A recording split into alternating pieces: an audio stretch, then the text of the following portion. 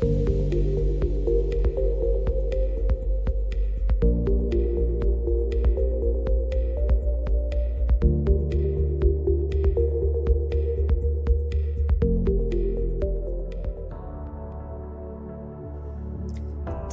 a breath.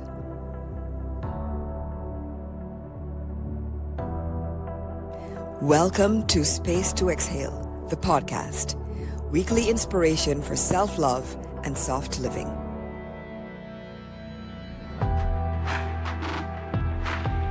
I am your host, Lisa Hurley. I'm a 3-time Anthem Award winner, Reiki master, and community builder. And I'm the author of the book Space to Exhale.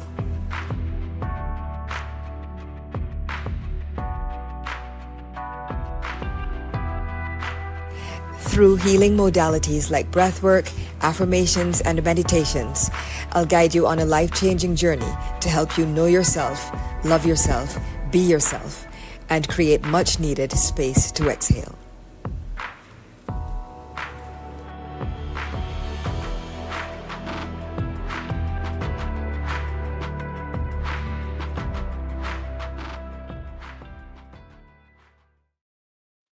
Hello, everyone. Happy Tuesday and welcome to Space to Exhale, the podcast, a safe, serene sanctuary where we focus on high vibrations, affirmations, soft living, and self-care.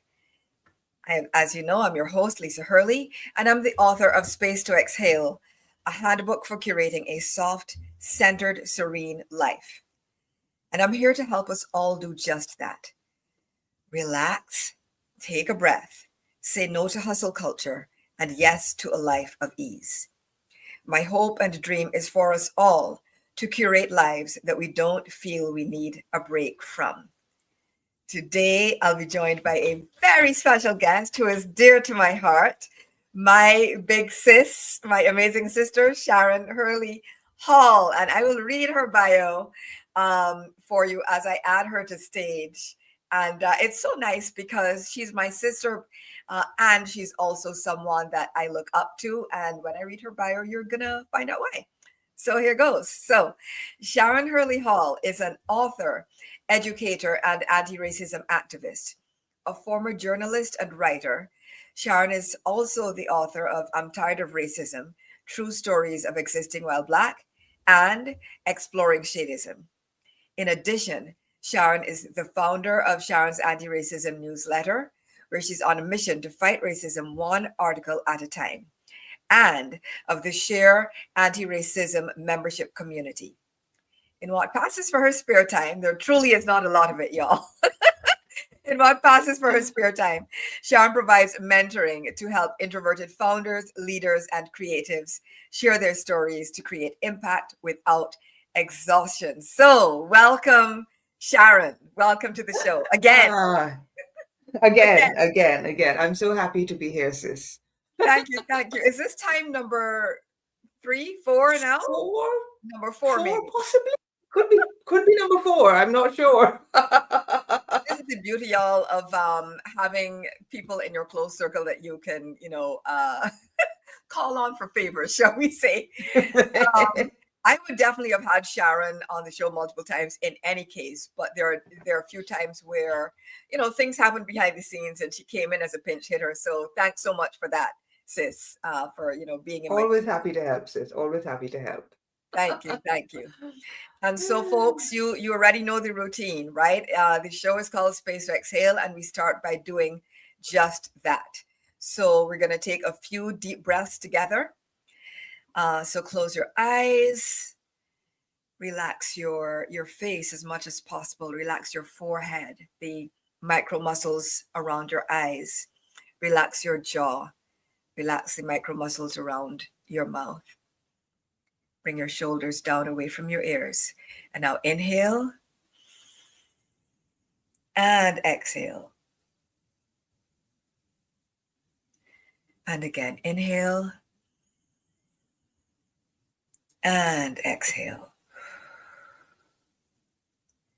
And one more time, inhale and deep exhale.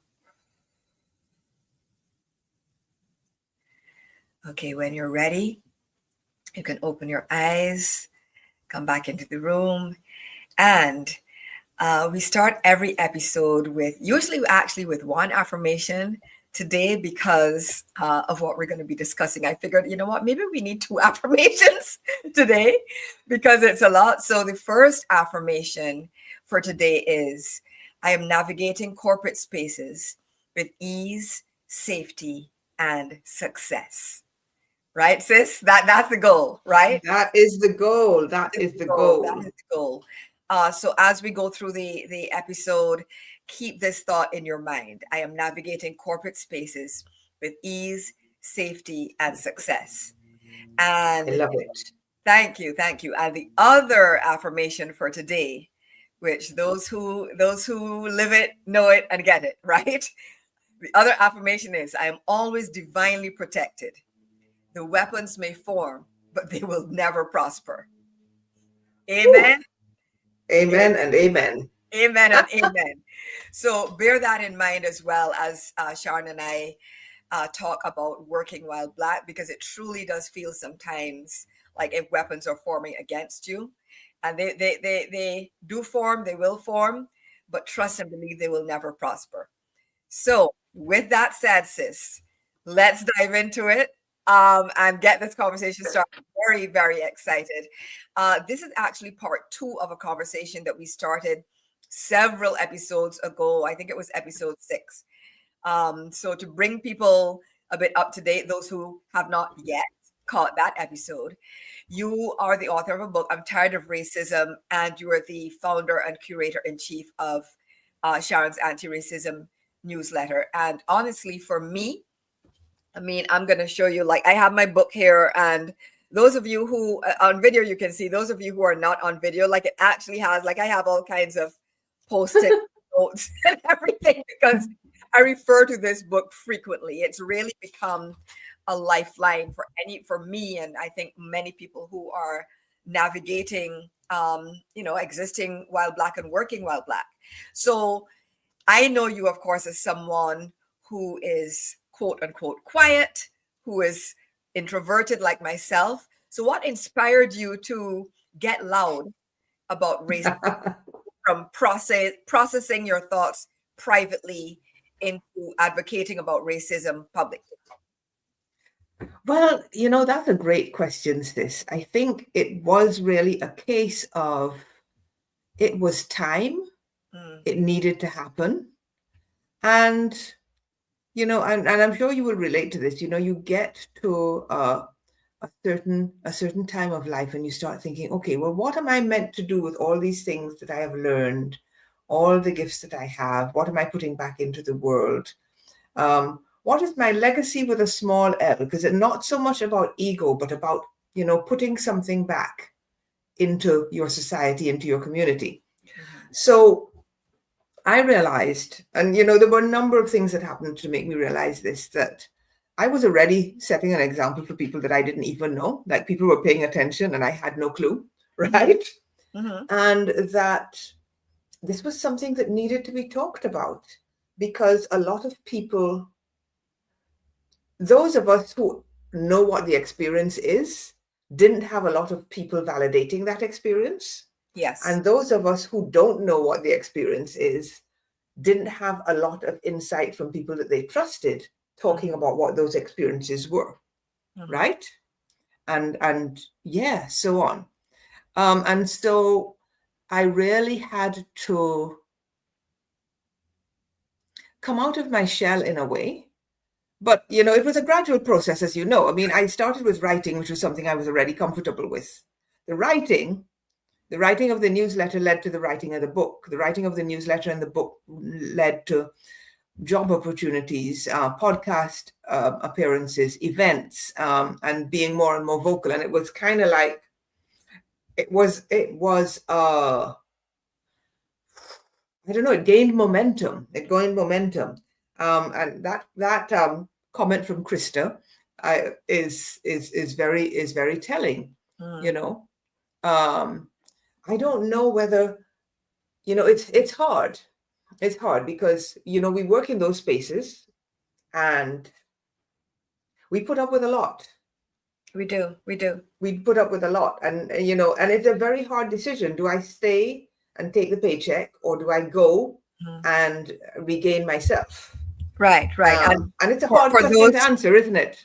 It's hard to answer for those of you who are audio only. There's a question or a comment from someone who says, I left a career because of these issues and took a severance package for relief. Now I find myself struggling to find employment. I now question if that was the best choice instead of just continuing to battle. And this is the reality for so many of us who deal with working while Black. It comes down to like daily choices, micro choices, as well as macro choices like this one, right? Yes, the trials and tribulations are real, right? And so, yeah, I got to a point, and I also feel and felt a responsibility. I was and I'm self-employed, so I'm not answering to an employer, right? And so part of my responsibility, I think, is to raise these issues to those who might not be able to speak about them, and raise awareness of them for those who are not in a position to advocate for themselves among the people that they're going to have to be working with. So, my newsletter really aims to both help people who share my identity feel seen, and other people facing oppression feel seen, but also to raise awareness among those who might be contributing to that oppression without even knowing it, and those who are willing to do better but don't know where to start. Yes. So, yeah. And I think also for you, what some people might not know, you've had myriad careers, one of which was you're actually you're a journalist by trade, that's one, and you're also a professor and educator by trade. And also, yeah, I feel like if everything that you're doing, with the book and Sharon's anti-racism newsletter and the share community and everything that you are doing now, and the new work that you're doing in supporting introverts, is an amalgamation of everything that you've done before, right? It is definitely an amalgamation. It does bring everything together, and you raise an important point in that. Yes, I write about working while Black. Interesting, because I worked in offices as the only for many, many years. And so, but the interesting thing for me is, those experiences are in the past for me, but they're still very present for people now. They're still the same experiences that people are having. And there are other experiences that I've discovered in virtual spaces, which means that, the same shenanigans are still going on, right? That's it, because you and I, of course, we're sisters, so we have conversations like this, but we have our own, of course, we have our text chat and our conversations in other places.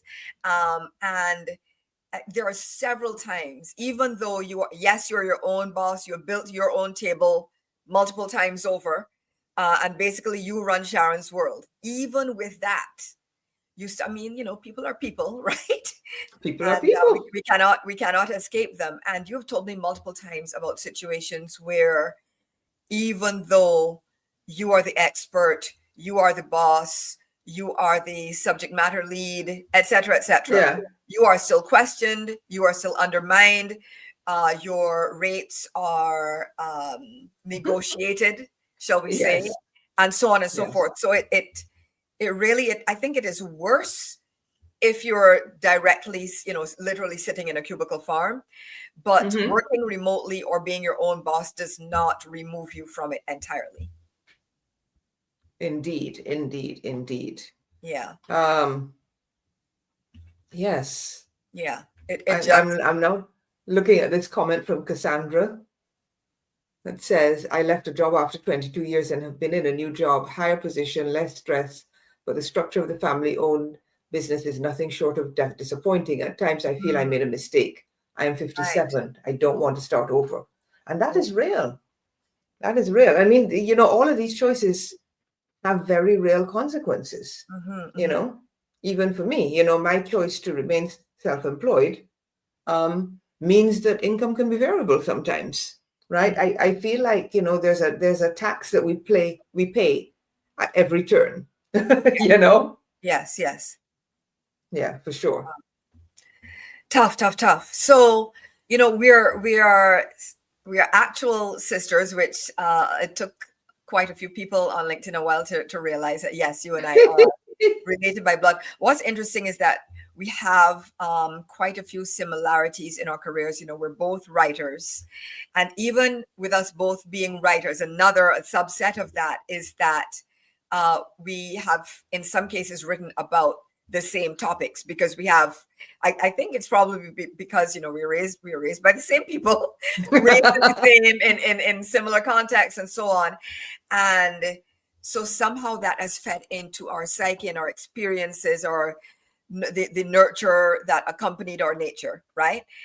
And so we've both written about working white Black, and in fact, you have a section in your book in "I'm Tired of Racism" with its wonderful cover. Da, da, da.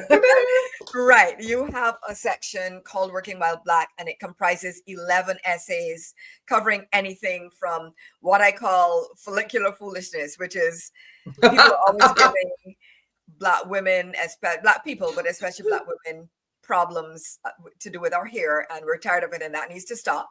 Right. So you cover that. You cover being overlooked, underpaid, gaslit, all of the above.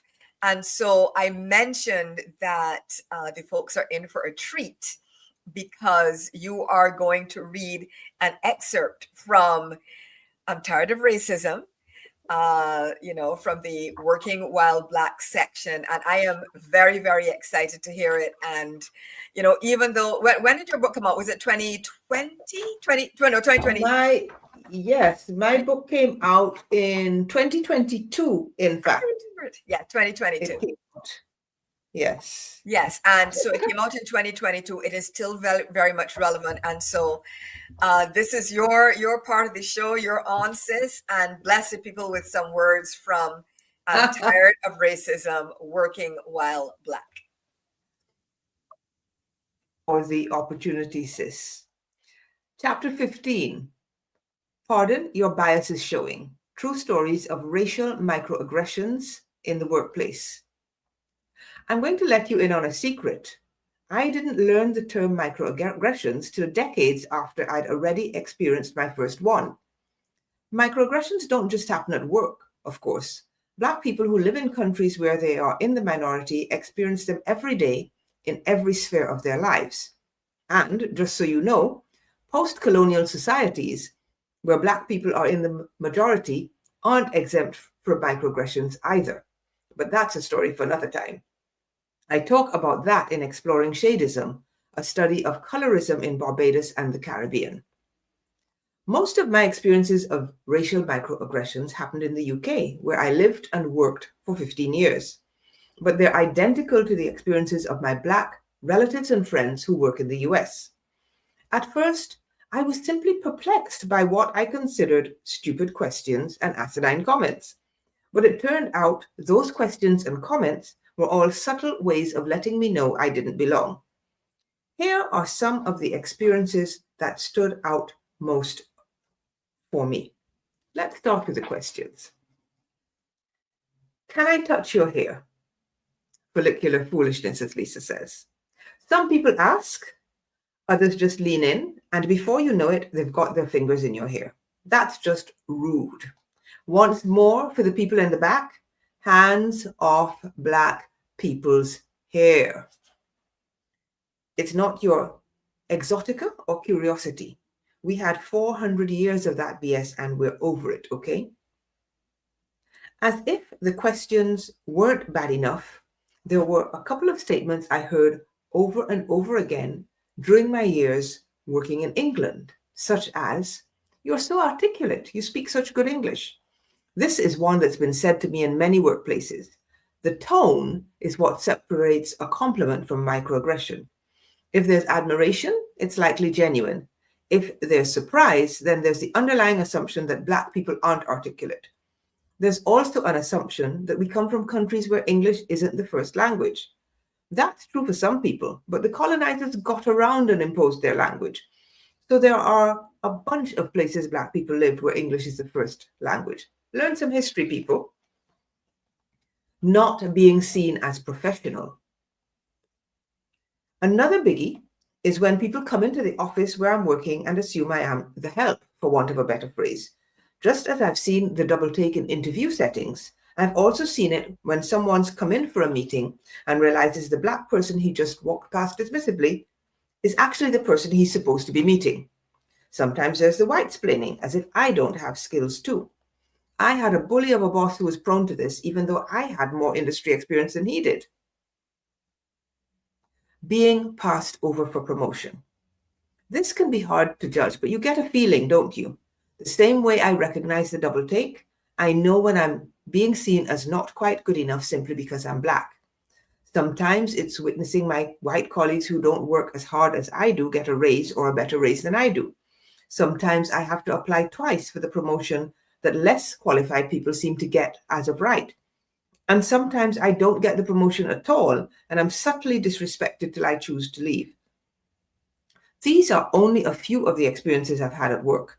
There have been many others in other contexts. White friends, this is why your black colleagues are stressed out, unhappy, and ready for change. Yes, child, ready for change. Because what? We're tired of racism. We are tired of racism. Tired of it, and it's hard for me to choose a favorite section of your book. But if I had to, the Working While Black section is definitely up there because so much of it, alas, but so much of it is relatable, so much of it. Yeah. Someone here says, Chioma, I hope I'm pronouncing your name correctly. These issues are not just in the corporate world. They exist across sectors, including the nonprofit community and social impact space that is supposed to be more aligned with equitable principles. And yes, I agree with that. It really does. You can't escape it. You cannot escape it. It is absolutely everywhere.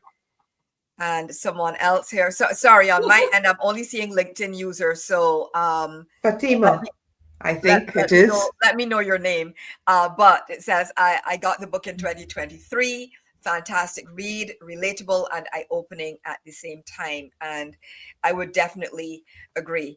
And so sis, especially when the book first came out, and even now, because it's still getting, a couple of years later, it's still getting reviews and it's still making a positive impact even years after its publication, because it's an evergreen, always, it is, sadly, right? It is. It's an evergreen book. It is, unfortunately, until racism is solved and eradicated, the book will always have application.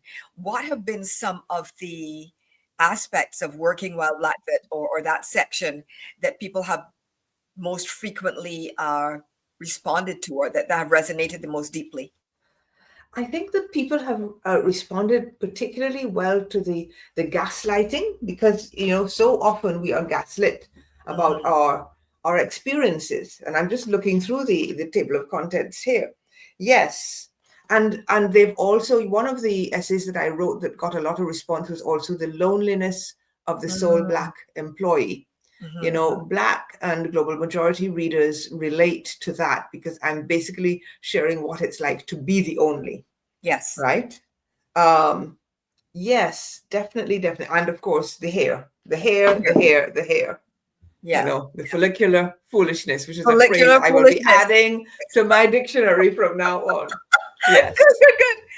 Yeah. And like I said before, both of us have written about Working While Black.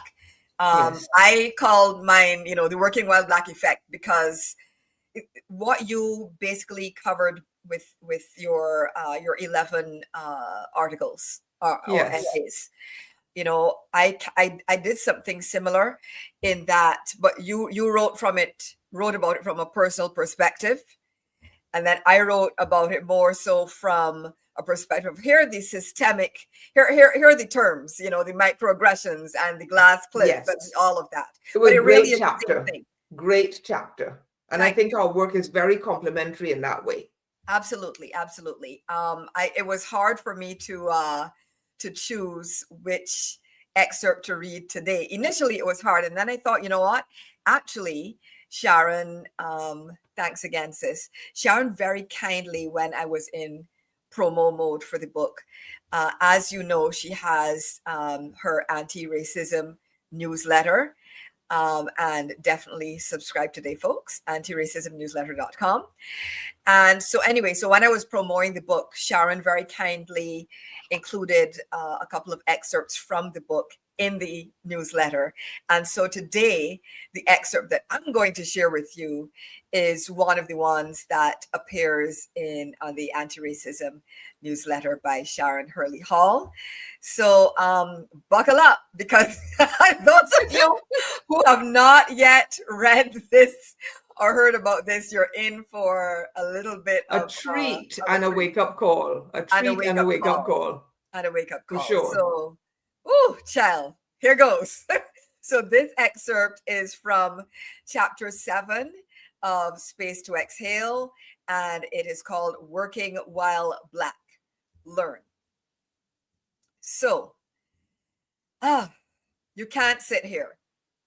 You have to sit at the back of the bus. I looked confusedly at the driver, genuinely wondering if he had lost his mind. He must have, right? There's no way he could be compos mentis. I mean, what in the Rosa Parks was this? Like mine had, the bus dispatcher's jaw dropped. She was also a Black woman. Everyone else on the company shuttle looked exaggeratedly up at the ceiling, down at their phones, or out at the windows, trying to pretend like they had not heard this ridiculousness. None of them intervened. But hey, that's the norm. So much for allyship. Bystanders be bystanding. I remained seated. The dispatcher walked over. Eyes squinted, lips tight, jaw clenched, and showed her support. You can sit anywhere you want, she said in a tense staccato monotone, addressing me, but keeping her unblinking gaze firmly fixed on the driver. She spoke with just enough bass and emphasis to let him know that when necessary, she was about that life, and he better not try nothing. Clearly, she was team FAFO. As the bus pulled off, she and I exchanged an exhaustion-tinged sister girl half smile of solidarity and shook our heads slowly, eyes downcast. This was just a random Tuesday, and I hadn't even arrived at the office yet. Nothing like an early morning microaggression to get the day started.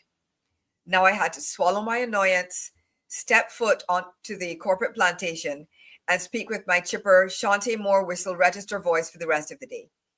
I was expected to smile, appease massa, and act as if nothing had happened.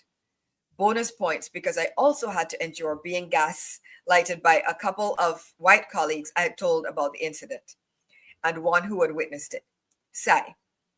This is but one example of the kind of tomfoolery that Black people have to deal with in majority white companies, day in, day out, unceasingly. Welcome to the Working While Black effect. My West Indian upbringing had prepared me for a lot of things, but not this. It didn't prepare me for the gaslighting, the glass ceiling, and the microaggressions. It didn't prepare me for the deliberate derailments, disrespect, and doubting of my abilities. It didn't prepare me for the expressions of surprise when my excellence revealed itself. It didn't prepare me for the expectation that work had to be prioritized above everything else, even your family. It didn't prepare me. Working While Black in Barbados. I was raised in Barbados. It's an island in the Caribbean with a population that at the time was approximately 98% Black. So everywhere I went, there were melanated people peacefully existing and joyfully thriving. Before I even knew the phrase Black excellence, I saw it embodied all around me. Prime Minister, Black. Artists and creatives, Black. Bosses and colleagues, Black. Intellectuals and educators, Black. Corporate and civic leaders, Black. Doctors, plumbers, lawyers, politicians, Black. Tastemakers, cultural icons, local and regional stars, Black. As a Black person, growing up in a majority Black society changes how you move through the world. There's no concept of being a minority, of genuflecting your way through life, of trying to squeeze into spaces where you are unwelcome. You naturally stand tall, hold your head high, and shine. What growing up in a majority Black country meant for me was that my melanin did not cast me as intellectually inferior. I was expected to be brilliant. My melanin did not cast me as a common class criminal. I was assumed to be trustworthy. My melanin did not increase my odds of police-inflicted mortality. I was expected to always return home safe. My melanin did not cast me as incapable, undesirable, or as a diversity hire. Elevating with ease is what I was used to in Barbados. So in terms of the intersection between my race and my career, moving to America has been one long, loud record scratch. In Barbados, I knew I was Black, of course. It is, after all, where the slave codes were developed, and in some ways, Barbadian society still reflects that. But I never spent all day, every day, aware of my Blackness. I did not feel the weight of constant Caucasian scrutiny. I did not experience continual judgment and condescension from other people of color. And I never felt at a disadvantage. I was proud of myself and confident in my abilities.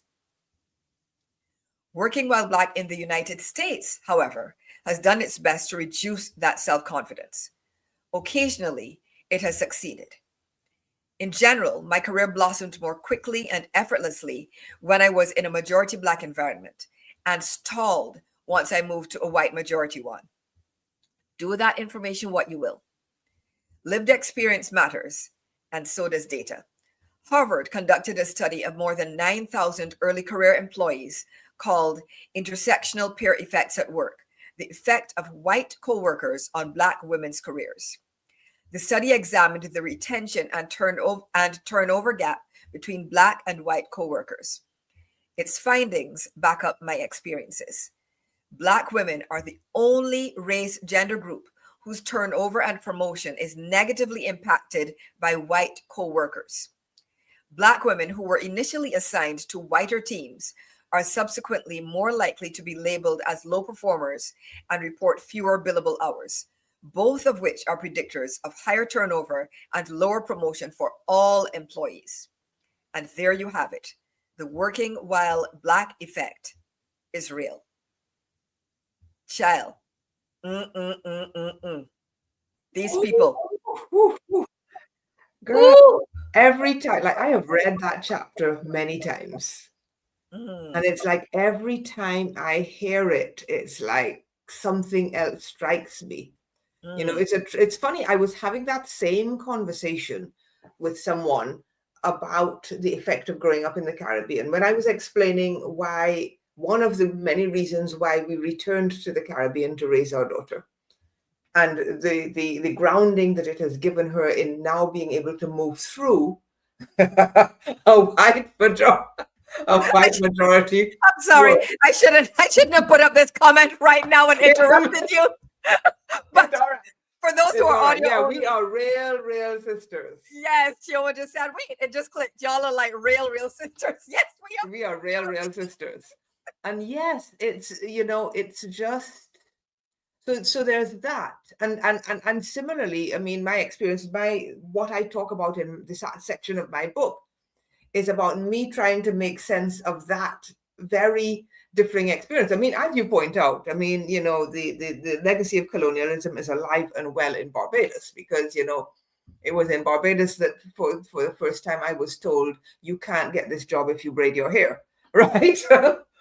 For example, okay? Yeah. But that does not compare. As you say, you don't have to live in that all the time in the same way that you do when you're in white majority spaces. I mean, the minute you leave your house, you know, and sometimes when you're in your house, if you have a white flatmate, right? The minute you leave I speak from experience here, having done that a couple of times, right? And the minute that you leave your house, you have to be on. You know, you have to be aware. You have to be hyper vigilant. You don't know what's going on, right? I mean, and I write about this.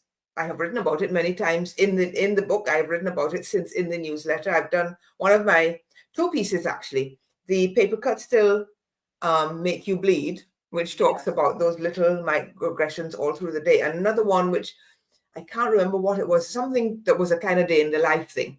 Yes. Right. And so what you describe in the workplace is also what is happening outside in the world if you're not in the right kind of space. And yeah, I mean, trials and tribulations abound. And, this is not to say, I don't think either of us is a particularly negative person. We look for positivity. We look for gratitude, both in ourselves and both by virtue of our Reiki training. We're looking for that. But some days it's hard. Some days it's hard to find that because, people be peopling, right? People be peopling, and every flipping where you go, there they are. But anyway, whatever. I just that was my inner. Is this a love of humanity, hate people moment? That's it. I love humanity. I truly find most people challenging. That's just my truth, and I don't know if that's ever going to change for me. I'm in my mid-50s at this point. I don't know if that's going to change, but yeah, people and people in general, even if they are skin folk, shall we say, and then it's exponentially worse if they are not skin folk, and then you have to deal with racism.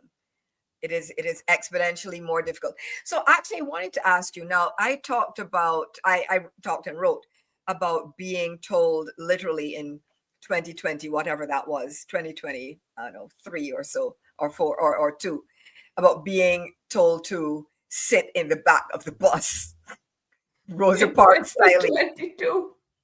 But do you remember being told to sit in the back of the restaurant in New York in 2020 something? Oh my gosh. 2019? You remember we went with our friend? Yes. We went with our friend. We were walking along a street. I can't remember what area we were in. And we went into a restaurant that was empty. Empty. Nobody there. We walked up. Well, we had 2 restaurant experiences. One, you and I were on our own, and we walked up and the restaurant was virtually empty, and they put us to sit in the back by the toilet. And the only reason we stayed is because we were moving from hungry to hangry and we needed to eat. Right? And that is a real thing. Know thyself. Know thyself. I don't know who said that. Oh, that was Ife. You can be the most normally cheerful, happy-go-lucky, smiley person, and anti-practice will bring you down. And it is everywhere. And so then the other one was, then we went, there was a group of 3 of us, and we went to a restaurant. And, they had tables free, and they gave us do you have a reservation? Yeah. Thing, yeah. Right? And why you can run a herd of cattle through the restaurant. Like, bro. Yes, and it was weird because then we went to another restaurant next door, and that was almost full, and they created a table for us. And when we had finished our meal and we walked past the other restaurant, it was still virtually empty. So, I mean, yeah, it's everywhere. It truly is everywhere, and that's reminded me about that, because I had forgotten, because you share a story. We share stories like, oh, I literally was once asked to sit in the back of the bus, or we have been told or directed or placed at the to sit at the back of a restaurant, or little things. Like I remember being in France and being in line at the supermarket, and so all of the people before me, they were, they handed the cashier their money. She handed them their change back in their hand, bagged their groceries, etc. And when it got to me, it's like she kind of like pointed for me to direct me to put my money on the countertop. So I guess so she wouldn't have to touch my sullied hands, I suppose. Right? Oh, that happened to me in England. Yeah. And then didn't want to give me my change back, did not want to bag the groceries. I just stood there. I'm like, girl, I got all day. I do not have, in Bajan, Franco-Bajan in my head, right? Yes. And so I can wait you out. Yeah. I'm gonna just sit here and wait you the F out, because you are going to put my groceries and my purchases in a bag like everybody else's. That's just how it's going to happen. So we're not playing this game, but it's so many different places that this happens, and so many different circumstances. People honestly. Oh, actually, now you say that, on the plus side, when you are, you can almost guarantee that you will be the last person people will sit next to on the bus. So I have found that too. Yes, listen, in the year of our creator 2025, this happened to me not a month ago. Okay, in England. In the grand old United Kingdom? In the grand old United Kingdom. So, when people talk about it was a long time ago, is that still a thing? Is racism still happening? Is racism still real? Yeah, it's still real. Yes, it's still happening. Yes, we're dealing with it every day. And things have got worse in so many places because of all the nonsense that is going on. I don't want to bring the vibe down by going down that road, but we all know what we're talking about and who we're talking about in the different Going countries. down that orange road.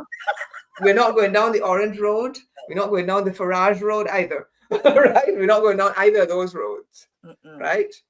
But to say that the people who perpetrate racism are feeling bolder. Yes. Is true. And I think that makes it a harder and more difficult and possibly more dangerous place for many of us. So, I mean, it's more important than ever to be intentional about making your own life soft where you can, about taking your rest, about filling your cup, right? It really is. And I want to actually go back for a bit to the Harvard study that I quoted, intersectional peer effects at work. And folks, please go and Google it and read it, because it will, if you were milk, if you were milk, it would curdle you, but what I find difficult as well is the gaslighting that not only occurs on a personal one-to-one level, but like on a corporate level. Because I know, even though this study exists, and the study is by Harvard, corporations and organizations that reasons, well, Yeah, they'll publish they will big up every other Harvard study but this one, right? Every other Harvard study but this one, and even read this one and try to debunk it or resist it, or why do you think there's this resistance to the data? It's anti-Blackness, and it's lack of accountability for the history and for the reality that people are continuing to perpetrate. I mean, I read something the other day, the descendants of the enslavers don't want to feel bad. And because they don't want to feel bad, they don't want to accept that, that A, that their ancestors might have done something wrong, B, that they might have benefited in the macro sense, even if not directly personally, and C, that some of the attitudes from those times have seeped into common parlance and culture and the way of living, so that it makes it harder for melanated people to just live their lives, right?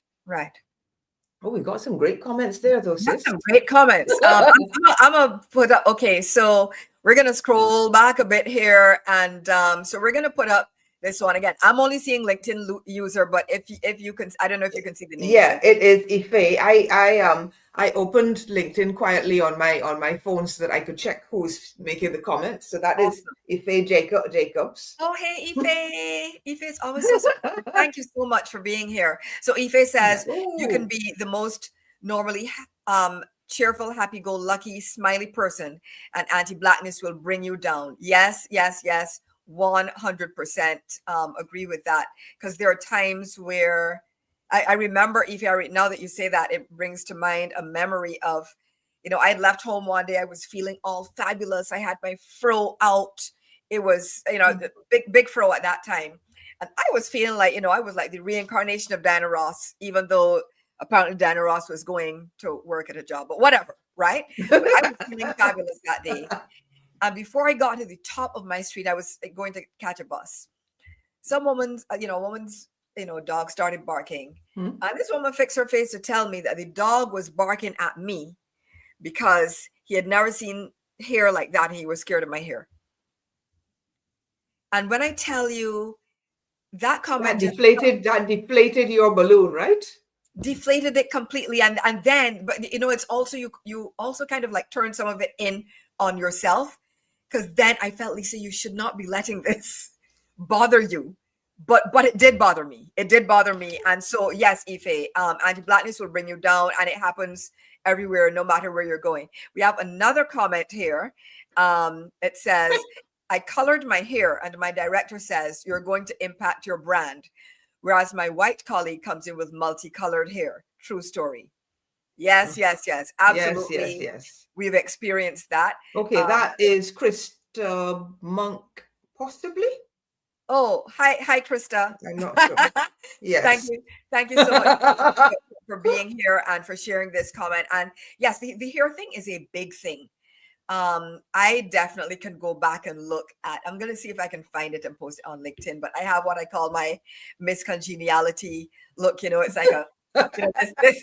I remember that look. Right, a smile, but not a grin. And then I had probably like an 18-inch side part bust down. It was fabulous. Don't get me wrong. But I also felt like I had to show up that way. I definitely got a different reaction if I showed up with the 18-inch silk press looking bust down as opposed to my braids. I was treated as if were two different people. And sis, I know you've gone through multiple hairstyles, even though people probably mostly know you for this hair, but you have had relaxed hair. I have had relaxed. Braids. I have had jerry curls. I've had all of it. And in fact, I wrote about business travel while black, which is a discussion you and I had about how one could go through the airport. Yes. Right. Yes. I'm not traveling in pajamas, no matter how comfortable they are. Okay. I'm sorry. I'm just not. Nope. I don't need, look, there's enough judgment walking in the skin without adding the clothes to that. But I'm very comfortable with my hair now. Like I'm not changing this for anyone. Yeah. Yeah. And I and under my head wrap, as you know, I have less hair than you now. I have shaved. My head is actually shaved. That's a topic for another time, people. I will get to that. But, we've both worn multiple styles, but depending on the hairstyle, I remember, I don't know if you remember this sis, but I remember because Sharon had, I know you're looking at her and seeing this short hair and you probably can't imagine this, but Sharon's hair grows like weeds. And so she had, down past her shoulders, and it's super thick, full, whatever. And I remember the resistance that you experienced when you were like, oh, I'm going to cut my hair. I know. So many people were upset. You would not have thought it was my hair. Right? Very upset. And so there's always feedback and input, often unwanted, about how we appear and how we show up. And a lot of it is around our hair. And it's that too. Yeah. We're tired of that too. I want to respond to a comment that I spotted in passing about people always saying the UK and Europe are better. And so I'm not sure where that comment disappeared to. But what I want to say is they are better in some. Here's where they are better than the US, in that they actually have social services that you can get without having to mortgage your soul, right? So you're entitled to health care and things like that. So yes, if it is much better in those ways. You're less likely to get shot in the UK because most of the policemen the police officers don't carry guns, right? It doesn't mean you won't experience racism, though. It shows up slightly differently. It's not always quite as in your face, but it is very much there. Yes. And I think that applies to Germany as well. So, the backdrop to your life can be a lot more comfortable in that, you're not worrying that you're going to die because you've run out of money, right? And you can't get the healthcare you need. So, I mean, that is a very real consideration, especially with the maternal mortality rate for Black women, and the way that Black people's pain and medical things are often overlooked. Right. So, and that is also going to be a problem in those places. So it's not as simple as one place is better than another.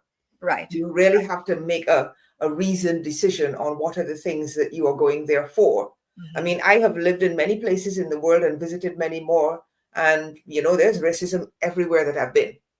So I Yep. don't think you're getting away show with up differently, it might show up slightly Yeah. differently, or be some of it might be more overt or more covert, but it is always there. It is always there. There's another comment here from Cassandra. It says, the gaslighting really will make you doubt yourself.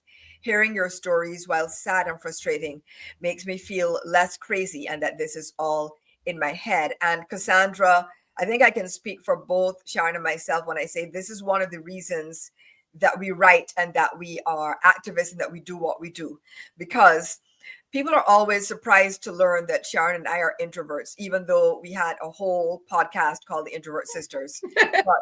But people see us out here writing and talking and advocating and basically making noise and being loud about injustices. But it is for this reason, because we have lived it. We know what it's like to feel gaslit and feel like is it just me, or you feel alone, or like you feel like you said, Cassandra, if you wonder, okay, is this all in my head? Then you realize as you talk to more and more people, wait, no, it's not just me. It is not an individual experience. It's actually global. It's not all in your head. But you know what? Maybe more people need to realize that. So that is why we do what we do. That's why Sharon has her anti-racism newsletter, for example. And because, how long have you been, speaking of which, sis, how long have you been doing your newsletter now? We just passed our 5th anniversary in August. Right. So we're into our 6th year now. Yeah. So we're talking 5 years, and people, this is what people, I think, don't realize, because you're thinking, it's Sharon and she's on LinkedIn or whatever. And yes, that's true. But this newsletter, and I'm, take aside the fact that of course, I'm her sister. I'm a big fan. So take that out of it, right? Correct for that percentage. Even taking that percentage out of it, I know that the newsletter is a living archive of I want to say almost like healing. Education, yes. Education, absolutely. Right? It is extremely informative. You can go to it and literally go through the archives and learn about all kinds of aspects of racism. But what I also appreciate is that you're learning, but there's also opportunity for healing at the same time. Back to Cassandra's comment about feeling like you're not alone, feeling seen and heard and understood. And that, I think, is one of the big values for global majority people who subscribe to the newsletter. Is, every time an article comes out, I'm like nodding my head. Yep, been there, understand that. And also you provide, and this is probably your professor training, right? You provide resources. This is what you're like, this is what I think. This is what I've experienced. Here is the data. Here's some further class, and then class, here's some further reading. Extra credit. Extra credit for the additional reading. So definitely, go and subscribe, scroll through, and of course, I'm going to make a plug here. A paid subscription would be appreciated, right? There is, of course, there's a free level, right? But pay and support the work. And I don't know who this is, sis. Maybe you can tell me that someone is saying sign up for Sharon's anti-racism. That's Ife. has the thorn mug. Let's see. We have some really great comments though. Yes, thank you. I appreciate you. Thank you so much, Ife. Let me scroll through and see what else I can see. Okay. Right. So we have Cassandra's was the gaslighting comment. Then we had the UK and Germany comment. We had Parker says something here about the conversation, which thank you very much, Parker. We appreciate that you appreciate the conversation. Yes. And here's one from Shaheen Sutton. Wait, well, it's saying right. No, tagging Ife. When they use the data, they interpret it in a way to maintain the status quo too. That part. They do. They find a way to make to twist it. And do you remember back in the day at school that they introduced us to a book called How to Lie with Statistics? Yes. Right. And that is what is happening. That's it. You know, if you say, well, 100% of Black people love da da da da da, right? But they've only polled one person. It's not inaccurate, but it's inaccurate. You see what I'm saying? Ooh, yeah. So that's how. Okay, so then we have a comment here from Kathy. Says, my Black sisters, I like to tell you this, who all resonate. All this you're chatting about is physical. When Black women's spiritual awakening, this does matter. This is birthright. So Kathy, thank you so much for sharing that. Much appreciated. We have and then this is another one from Kathy about the journey from survival to prosperity. And this is such a deep comment. Yes, survival mindset became deeply ingrained, passed down through families and communities, woven into the collective DNA. Survival, Kathy says, often means scarcity, limitation, and constant sacrifice. It means being told your worth depends on your hustle, your endurance, your silence. Amen, Kathy. You are so 100% right. You are teaching what we believe. Brandy, now this is interesting, in quotes. Brandy says, I'm not sure if it's racism or because you weren't raised in the suburbs or grew up in economically challenged areas. So now I actually can't see a profile picture. Brandy, no, there is no profile picture. And I'm not surprised.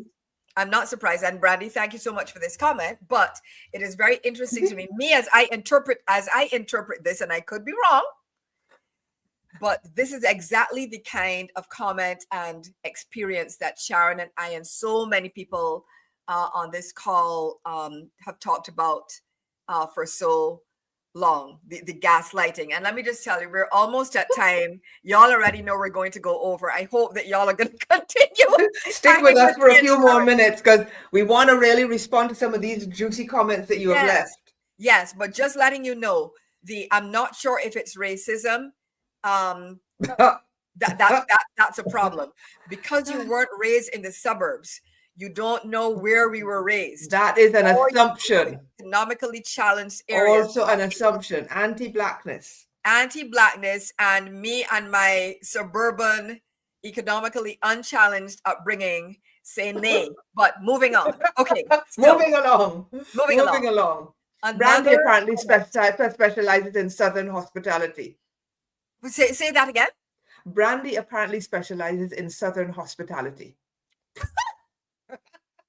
And you couldn't write it. Okay, moving on. Listen, moving on. They will feed you. So who is this? This is, I think this was from, hold on. I'm trying to find the origin of that comment. I think it might have been Ife. Okay, so I'm seeing it says, a Black woman, light-skinned with wavy hair, once told me she would switch up between wearing her hair curly and straight. Once she noticed that she was always told she looked more professional when she wore it straightened. It angered her so that she never wore her hair straight again. Been there. Absolutely been there. And many of us have. Sure. Latrice, hey Latrice. Latrice says, the hair obsession is exhausting. I was once told by a former manager that she quote unquote preferred when I wore my hair flat. I told her I preferred when she dried her hair before she came to work smelling like what?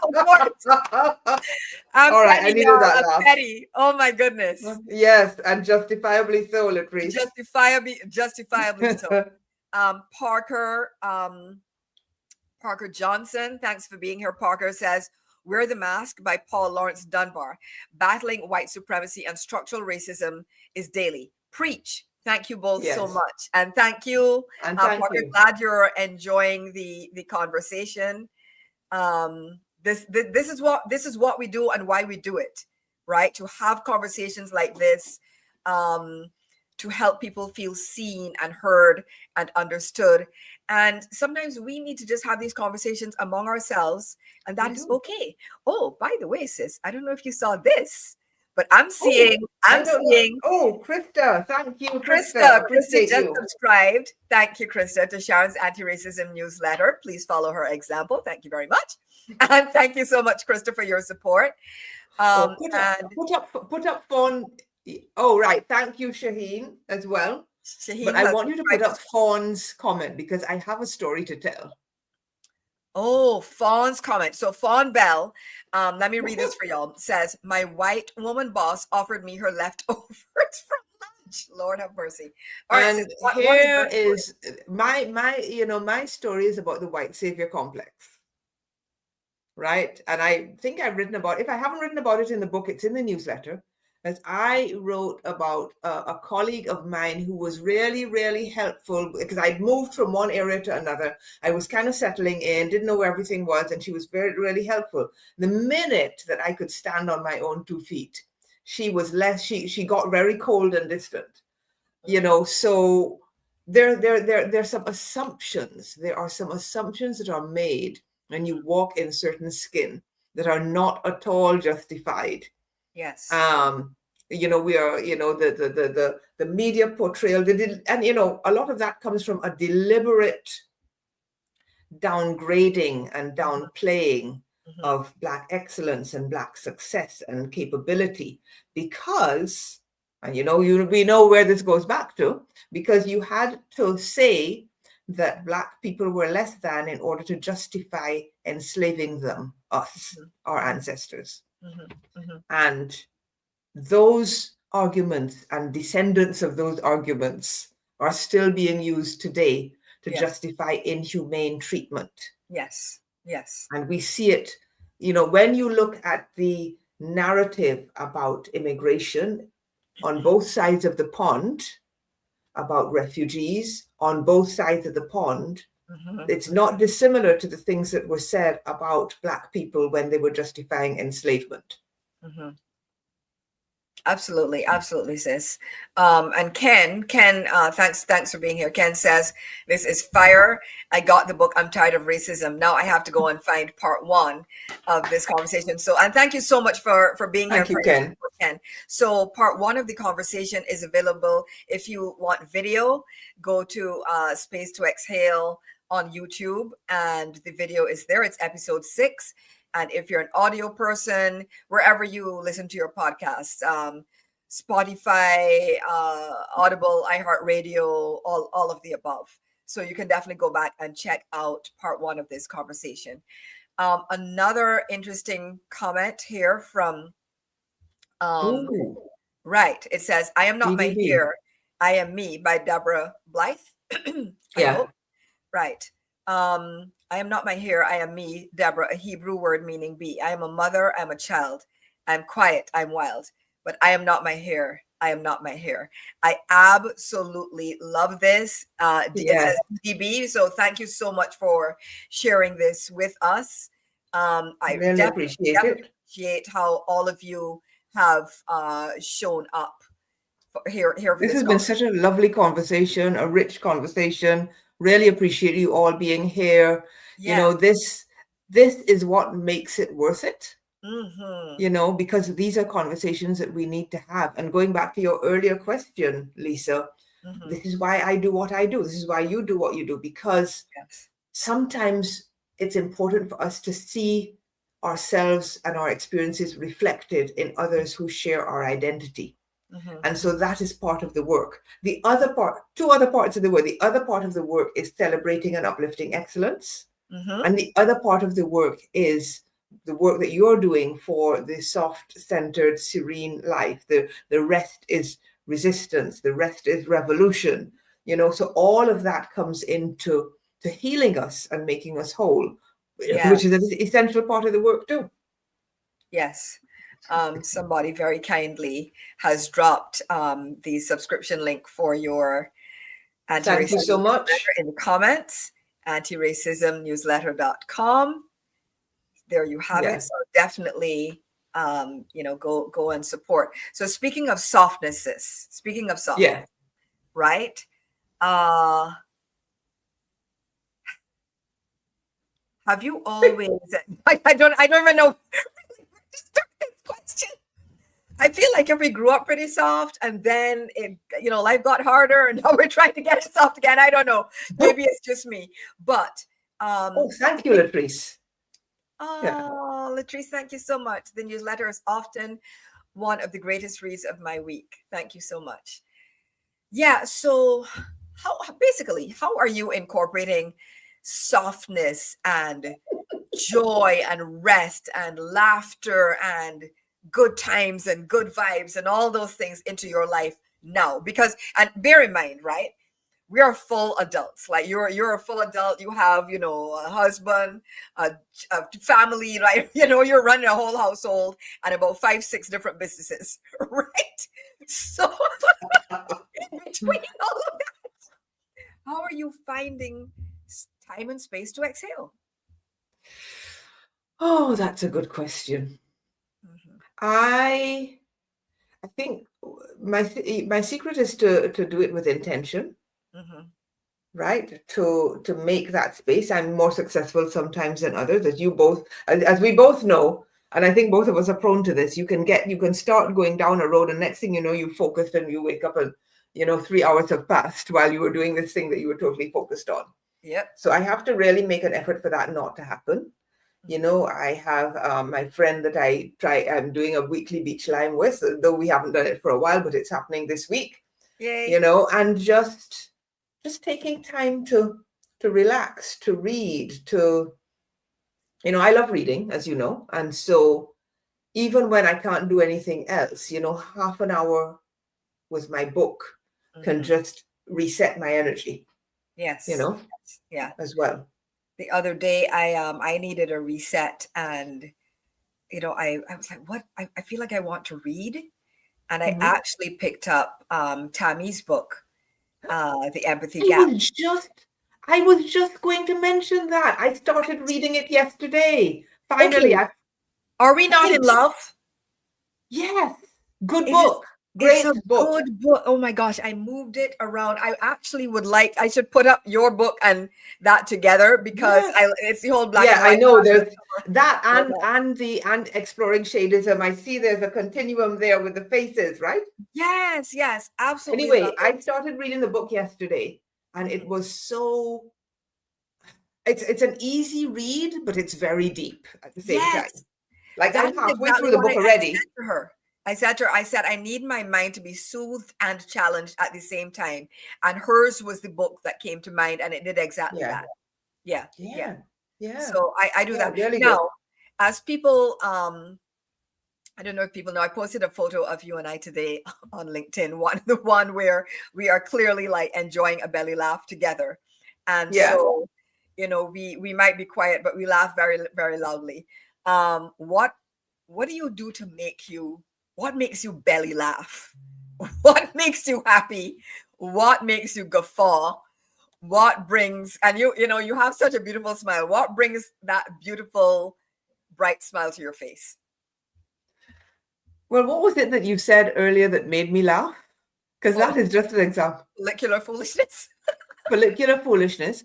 I like wordplay. Wordplay makes me laugh. Yes. Right? I love a well-turned phrase, which is no surprise as I'm a writer. There is, certain programs, a plug for Yes Minister and Yes Prime Minister from back in the day, which are still relevant today. Watching a clip from that can help. As you know, I like my Peanuts books. I recently discovered some of them available online, so I've been delving into that as a nice little mind cleanse. Right. And just, I don't know, it's hard to say exactly what is going to tickle your funny bone, but I do love a good laugh. I really do. I do remember once you were I think you were visiting me. I think it was here in the States, and we were looking for, we had one of the times where we were looking for something to watch. We were looking for like an hour and could not find anything. And finally we were like, you know what? We actually just want to watch a cartoon. And we found like an animated movie, Mm-hmm. I don't know if it was ratatouille, but it was something akin to that. Yeah. Yeah. And just laughed through the entire thing. It was exactly what we needed. We ate some ice cream, we guffawed, and because we just wanted to relax and experience a moment of joy. And so that's what we did, because you cannot be serious all the time. You just can't, you know? Yes. And then there's music, of course. There's music. Yes, yes. Playing songs that make you happy. Mm-hmm. Well, let's start with Happy by Pharrell Williams. But I am so uncool because that song is like 5,000 years old now. I still have it as my ringtone. I am embarrassed to admit that, but not totally. I love that song. because yes, and I'm on the Top of the World by the Carpenters. Pretty much anything by ABBA. Yes. Let me see, who else? Who have I been listening to? Not for the smooth tones, then there's like Tracy Chapman and Eric Benet. Erykah Badu. Gladys Knight always makes me happy. Yes. Right. Sade makes me sad happy. Yeah. Sade makes me sad happy, if that makes sense. Yes. Yeah. So yeah, whatever it is that you like, actually, whatever it is that you like, there, sometimes it's Girls Just Want to Have Fun. Sometimes it's Who Run the World. Right. Yes. Or this week I've been into Billy Ocean, When the Going Gets Tough. Right. You know, where did that ever come from? Well, but there's a vibe that goes with some of that music, and it's just sometimes I find that is a very quick reset. Either listening, or if you have time and space, you can just move a little. Right. So I absolutely love that. I absolutely love that. So I know we have to wrap up soon, but not quite yet. Not quite yet. We talk about rest, personally and so on. Is there a way that rest can and transcendence, right? That's what a lot of this show is about. Can transcendence be communal as opposed to just individual? And are there ways to, right? This or is that for episode 3? Well, I feel like that might require some thoughts. Oh, yes. Thank you, Faye. That might require some thought, but yes, it can, because community is important in this, right? Yes, it is important to take your personal rest. Yes, it is important to make space for personal joy. But I think also making space to be in community with like-minded people and feel that group energy up to a point. And it can be a small group, because, hey, we're introverts, right? It can be a small group, right? But that really, I think, is how we heal. We heal together. We don't just heal alone, right? Exactly. And so that is where I think the transcendence piece comes in. The more of us there are talking about your topic, right? The healing, the soft life, the serene life, the rest. The more people there are like me exposing the things we need to look at so that we can see them and heal from them. That it takes all of us doing be the drops. It takes all of us. Be the drops. Okay. You have to explain to people where Be the Drops comes from, because it's one of my favorite quotes of yours. So tell the people, talk to the people. So a while back, I think it was earlier this year, or maybe even late last year, Lisa and I were talking with Sam Chavez on their podcast. And I think we were talking about healing and oppression, as so often happens, right? Yes. And so one of the things that I said was that, we work together, and, it is okay for us to step back, knowing that there are others in the fight. Thank you, Latrice. Appreciate you being here. Promise we're going to wrap this up soon. We're going to wrap soon. Thank you so much. Yes. Appreciate all of you being here and participating in this rich conversation. And so I said, one of the things I said was, because often we feel like we're, as activists, we often feel like we're working alone. As anti-racists, we feel like we're working alone, but we're not, because there are a lot of people out there doing what they do in their arena. And I said, millions of drops created the Grand Canyon. we have to be the drops. Yeah. So whenever we're fighting oppression, when we're fighting something, see ourselves as a drop that is part of a bigger whole. And, you know, we can take a little time out and come back, because the other drops are still going, right? We can take time out and, we can go to a tributary and then rejoin the main river. I love right? that. The drops. A little That's tribute where that we were comes from. going to go on is that you mentioned the importance of community, and I want to make sure that we let people know about your share community, because one thing I love about you, I call you the great implementers, because you don't just talk about stuff, like you actually implement it, you do it. And so, yes, you've spoken about community, but you also actually have a community. And so very briefly, tell folks about your Share anti-racism community. So Share is a polycultural community working for action and accountability in the area of anti-racism. We have weekly accountability, and 10% of our membership goes into a microaggressions fund, which we pay out whenever it gets to a suitable amount. So far, I think we have supported maybe 10 people out of that fund in the year that we've been around, right? Small amounts, but amounts that still make a difference. Yes. Yeah. Oh, thanks again, Sharon, Thank you, Ife, for putting that up. Appreciate thank you so much, Ife. And sis, thanks for the work that you do, and thank you for guiding us to you through all of your work, all the different strands of what you do. Basically, what you do is provide us paths, right? You give us the ways, you give us the not just the what, but the how. And I really appreciate that about what you do. And so thank you so much for being here and for being a part of this. What I think, and I think people agree, this amazing conversation. Shaheen says he loves the great implementer. He loves that. Thank you, Shaheen. If you want something done, Sharon Hurley is the person. It will be done. And of course, you must be paid. But side note. So just before we go, just reminding you of the affirmations for today, right? The first one is, I am navigating corporate spaces with ease, safety, and success, right? Write that down somewhere, write it on your mirror, write it in your journal, and make that a part of your inner self-dialogue. And then the other affirmation for today is, I am always divinely protected.